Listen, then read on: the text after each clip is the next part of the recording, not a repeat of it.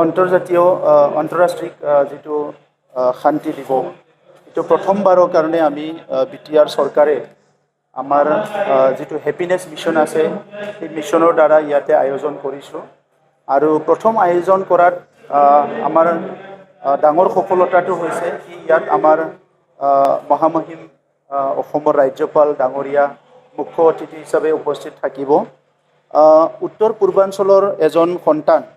কিন্তু সমগ্ৰ ভাৰতৰ আৰু বিশ্বৰ কাৰণে শান্তিৰ এজন ৰাষ্ট্ৰদূত শান্তিৰ এজন দূত হিচাপে কাম কৰা লিখিত ইৰালু ডাঙৰীয়া ইয়াত উপস্থিত আছে আৰু ভাৰতবৰ্ষৰ আগশাৰীৰ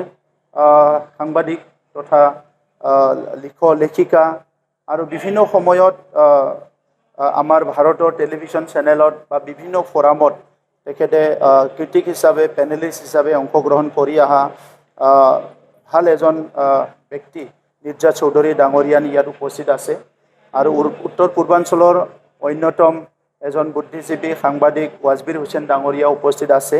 আৰু বহুখিনি অতিথিৰ উপস্থিতিত আজি আমি ইয়াত ইণ্টাৰনেশ্যনেল ডে অফ পিচ আমি অবজাৰ্ভ কৰি আছোঁ আৰু মেছেজটো সেইটোৱে যে বড়োলেণ্ডত আমি শান্তি চিৰযুগমীয়া হোৱাটো বিচাৰোঁ। বড়োলেণ্ডত পুনৰাই আমি কোনো কাৰণত অশান্তি নিবিচাৰোঁ আৰু আজিৰ সময়ত পৃথিৱীত আমি বিভিন্ন কাম কৰাৰ লগতে অত্যন্ত প্ৰয়োজন কাম এটা হৈছে যে শান্তিটো কেনেকৈ আমি সদায় আমাৰ সমাজত প্ৰচলন কৰিব পাৰোঁ বা ৰাখিব পাৰোঁ।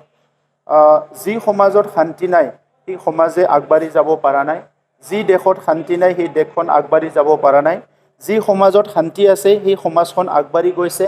যি পৰিয়ালত শান্তি আছে সেই পৰিয়ালটো আগবাঢ়ি যাব পাৰিছে আৰু যিখন দেশ শান্তি এই দেশখন আগবাঢ়ি যাব পাৰিছে। গতিকে আজিৰ সময়ত শান্তি অত্যন্ত দৰকাৰ আৰু বিটিআৰ চৰকাৰখনে হাজাৰ হাজাৰ আমাৰ নিৰীহ মানুহৰ তেজ নিৰীহ মানুহৰ জীৱন আগৰ সময়ত